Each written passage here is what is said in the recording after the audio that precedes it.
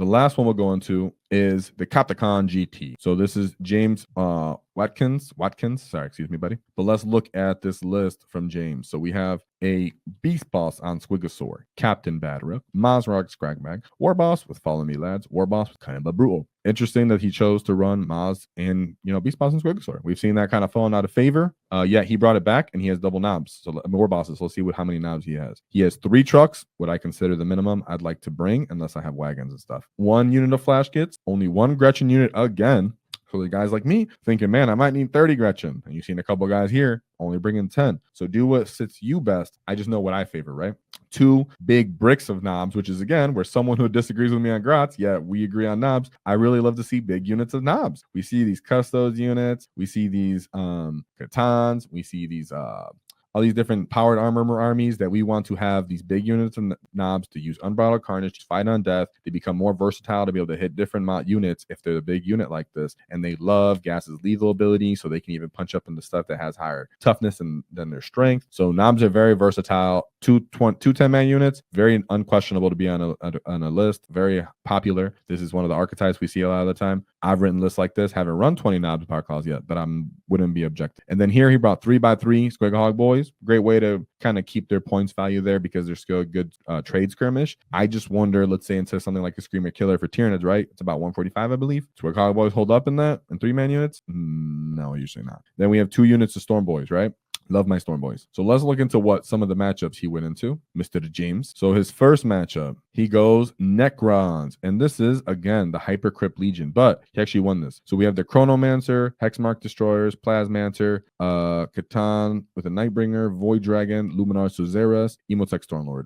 If I can summarize this up, I believe the Chronomancer allows them to shoot and move. Hexmark Destroyer is a lone op that can deep strike and shoot you and snipe characters, I believe. Plasmancer is a guy who does morale checks, I believe, and makes you might as well leadership. And then multiple Catans, one's for anti-vehicle, the other one's a very small model that kills Crumbs pretty hard. Luminar Suzeras is a oddly durable, 4-up feel no pain, toughness 8 character. You do want to put at least 6 knobs in the war boss on him, or at least 5 knobs in the war boss on the wall to kill him. Then we have 3 units of Immortals with 2 with Gallbladder, 1 Tesla Carbine, right? So they're looking to get higher to critical, I think it's lethal or critical 5, sorry, for their sustained double sustains. We have 2 units of Swarms, a lone a destroyer, and then another heavy destroyer. So this is because these guys are going to look for those individual units to kill that they can that you're using for scoring or themselves are using for scoring. They're very annoying, and they can drop their own backfield. So it's really stupid. All of a sudden, the destroyers in their backfield and it's scoring points all the time. You're like, dang, what am I going to use to kill that oddly tough T6 multi-wound monolith and heal? And then we have the Monolith. So we know the Monolith can pick up, move Immortals around. He can deep strike within 3 inches, and then bring Immortals with him and do all these funny shenanigan things. So and then they can shoot and then move, I believe. So this is something you need to be aware of. This is a popular list and nothing for us to not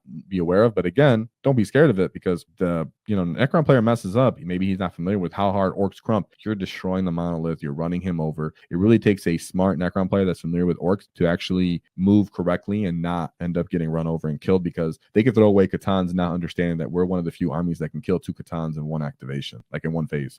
So great job there by James. And then to the second matchup, keep in mind, I don't know what happened, but only 53-point win, so that's weird, but let's look at it anyways. Timeout happens. And we have Chaos Space Marine. And this right here is also why I advise on all levels, and people, even if you're a casual, lovely individual, play with a chess clock, for just so you can, because it helps you get better to your own time management when you're playing, even if you don't do it at the event. Even in my casual games, I kind of do that because you don't want this to happen, ideally, because you can end up coming out on the wrong side of that. If you could be like, oh, I'm about to win if the game goes on and the game's over because the guy shot too long, right? So we have Abaddon Deployer, Chaos Lord, Cultist Mob, Legionnaires, Rhino, all Mark and Nurgle, Chaos Bikers, a Terminator Squad, Big Brick, Chosen, Forge Fiend, and Possess with 1 unit of Nurgling. So the Chaos Lords with the Chosen, Terminators with Abaddon, Rhinos getting filled up. I've actually played into something like this. It's you run around, you kill the Bikers, you go to kill the Legionnaires, the Cultists, kill the Rhinos, you kind of semi-ignore Abaddon and the Terminators, trade out with the Chosen, Flash gets some people up off this table best you can, and then you end up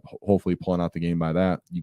I've ran away from those guys and just let them just put Bikers right in front of them. So it was weird that he got a low score. score, but that's one of those things you have to be careful because Abaddon and those Terminators can run downhill through Orks in the right circumstances. So then his 5th matchup, this is actually where he lost, and this is something else that we know is most likely a difficult matchup for Orks. If you're both equal skill players, keep that in mind. His Drakari, right? Because they have a new detachment. We're not super aware of all their rules. Like I said before, if you're not aware of rules, you can be caught off guard from that sometimes. Do I think we can beat this? Of course we can. We can beat anything. We're a very effective army and a very effective faction. Yet, we're a very straightforward faction, meaning you have to understand the army's rule, the enemy's army's rule too. Otherwise, your direct course of action might not work. And in this case, might not have worked because these guys have a lot of shenanigans. So we have the Archon.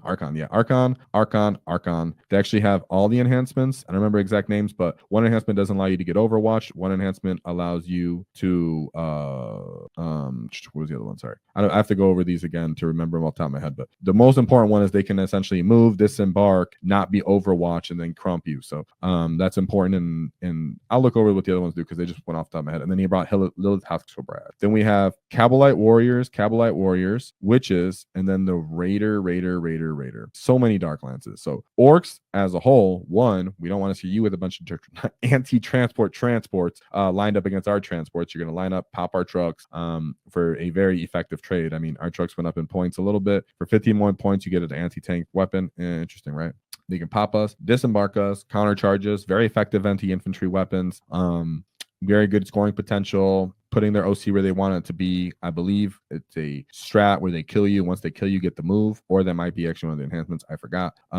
They get additional AP on the charge. They get Lance, so even our toughness doesn't really come into play. They get a good volume of punches. We have the Incubi unit. Incubi, when they actually get these new enhancements, are reliably killing you with good volume of punches, and they're really not that expensive. 150 points, for 10. We have Mandrakes. This is their scoring potential unit. Very effective for scoring. It can like scout and infiltrate, I think. Ravengers, no more Dark Lances. Ravengers, they're oddly just like durable, standing in the way, holding up their backfield. You can't really trade them out too easily sometimes. And then Scourges, again, with more Dark Lances. These are just flying jetpack Dark Lance guys. And not to mention, Drakari has what are they called? They have those grenades, right? So they have those. I'm having a brain fart. Splinter bombs or something like that. I don't think they're on this. Are they on this list? But they also have access to that too. So even if they don't have a bunch of Dark Lances, they'll run into you and start throwing like these bombs into you. So Drakari is insanely effective, very cheap, a lot of transports. The transports, we don't have anything to really shoot them effectively and get the initiative. So these guys are moving fast, and then they have enough OC that if they have to, they'll just stand on objectives and hopefully beat you out on OC. And I'm not throwing it away to say that it was a hard matchup because he put up 98 points into our James's 56.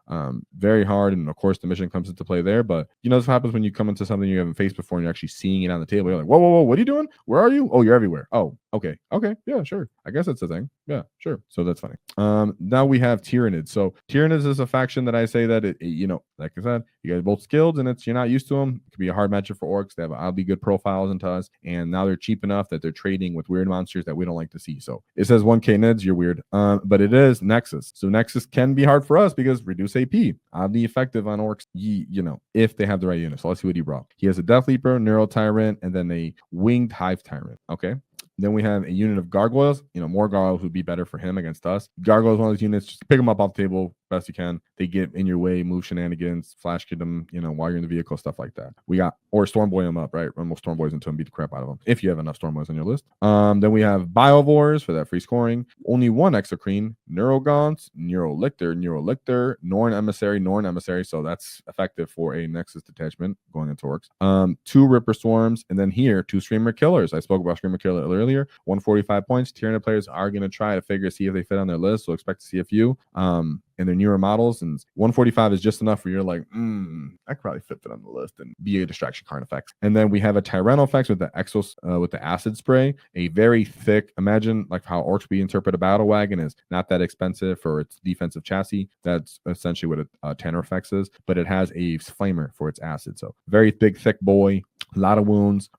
This list isn't exactly the most meta. You can see that he's trying to figure out exactly what he wants to do. He didn't invest necessarily into Vanguard to take advantage of the Neurolictors. Hypothetically, he did bring a Winged Hive Tyrant. So this is a folding, unfolding kind of list. James did handle it, 98-point win. And then last but certainly not least was going into Skitarii. So it says how much does one person hate themselves? Enough to buy AdMech. I don't know. I'm just kidding. AdMech is very cool when you look at it. It's just very, in question right now. So everybody has a different opinion. I'm not going to pretend to know enough about them. I know Skitarii Vanguard, if you have a lot of bodies and battle line, you're doing decent. If you know chickens, you're doing decent. He brought max amount of battle line units. He brought, well, not the max line, but he brought Vanguard 6 units. He brought Iron Striders, some Stalkers, some more Stalkers, Sterilizers, Raiders, Infiltrators.